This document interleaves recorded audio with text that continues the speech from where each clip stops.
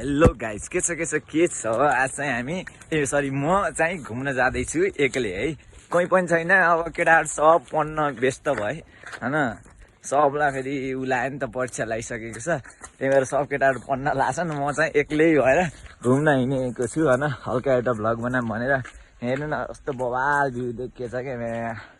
म चाहिँ अहिले अझै खतरा भ्यू हेर्न लाने हो के।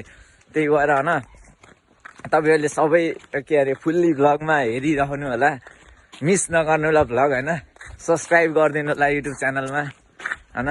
ल है गाइज, ल हेर्नुस् है, हामी चाहिँ यता हेर्न सक्नुहुन्छ हाम्रो डाँडो चाहिँ ऊ त्यहाँ हो के घर।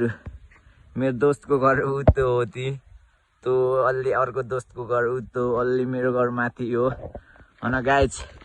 हामी चाहिँ त्यो घरदेखि चाहिँ धेरै माथि घुमेर यता आएका छौँ अन्त त्यही भएर हाम्रो एउटा दोस्त लजाइरहेकी छिन् हैन। भ्लगमा नआउने रे।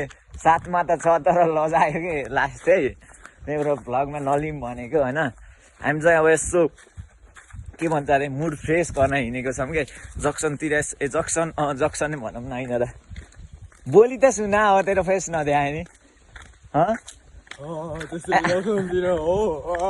या हैन। हेर्न कस्तो जङ्गल छ क्या हाम्रो घरतिर। फेरि हामी फेरि अलि सहरमा बस्दैनौँ गाइज हामी। ल है गाइज, हाम्रो अगाडि जाने चाहिँ दोस्तले प्लान क्यान्सल गरिसकेको छ। त्यही भएर मैले हजुरहरूलाई हाम्रो उहाँ जक्सन गएर फोटो देखाइदिन्छु। ल गाइज बाई।